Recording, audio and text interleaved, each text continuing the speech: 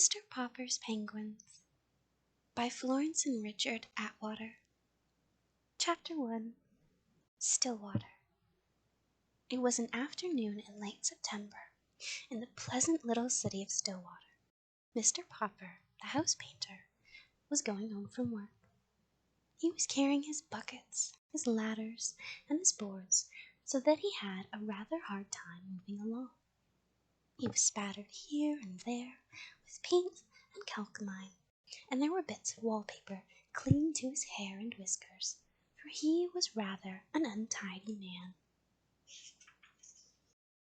The children looked up from their play to smile at him as he passed, and the housewives, seeing him, said, "Oh dear, there goes Mr. Popper. I must remember to ask John to have the house painted over the spring." No one knew what went on inside of Mr. Popper's head, and no one guessed that he would one day be the most famous person in Stillwater. He was a dreamer. Even when he was busiest smoothing down the paste on the wallpaper or painting the outside of other people's houses, he would forget what he was doing. Once he had painted 3 sides of a kitchen green and the other side yellow. The housewife, instead of being angry and making him do it over, had liked it so well that she had made him leave it that way. And all the other housewives, when they saw it, admired it too, so that pretty soon everybody in Stillwater had 2-colored kitchens. The reason Mr. Popper was so absent-minded was that he was always dreaming about faraway countries. He had never been out of Stillwater, not that he was unhappy. He had a nice little house of his own, a wife whom he loved dearly, and 2 children named Jenny and Bill. Still, it would have been nice, he often thought, if he could have seen something of the world before he met Mrs. Popper and settled down. He had never hunted tigers in India, or climbed the peaks of the Himalayas, or dived for pearls in the South Seas. Above all, he had never seen the poles. That was what he regretted most of all. He had never seen those great shining white expanses of ice and snow.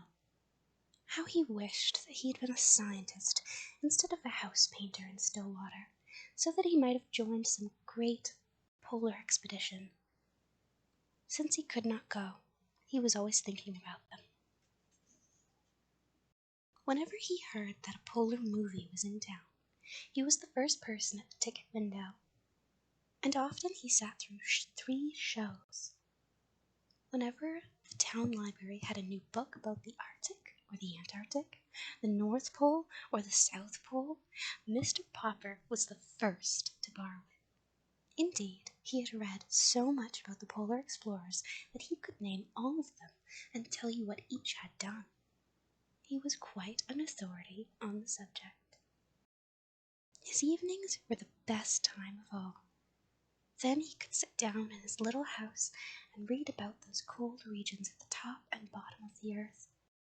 As he read, he could take the little globe that Jenny and Bill had given him the Christmas before and search out the exact spot that he was reading about. So now, as he made his way through the streets, he was happy because the day was over and because it was the end of September. When he came to the gate of the neat little bungalow at 432 Proudfoot Avenue, he turned in. "Well, my love," he said, setting down his buckets and ladders and boards, and kissing Mrs. Popper. "The decorating season is over. I've painted all the kitchens in Stillwater. I've prepared all the rooms in the new apartment building on Elm Street. There is no more work until spring, when people will want their houses painted." Mrs. Popper sighed. "I wish sometimes you had the kind of work that lasted all year, instead of just from spring until fall," she said. "It will be very nice to have you home for vacation, of course, but it is a little hard to sweep with a man sitting around and reading all day. I could decorate the house for you." "No, indeed," said Mrs. Popper firmly. "Last year you painted the bedroom 4 different times because you had nothing else to do, and I think that is enough of that. But what worries me is the money. I've saved a little, and I dare say we can get along as we have other winters. No more roast beef, no more ice cream, not even on Sundays. Shall we have beans every day? Asked Janny and Bill, coming in from play. I'm afraid so, said Mrs. Popper. Anyway, go wash your hands for supper. And Papa, put away this litter of paints, because you won't be needing them for quite a while.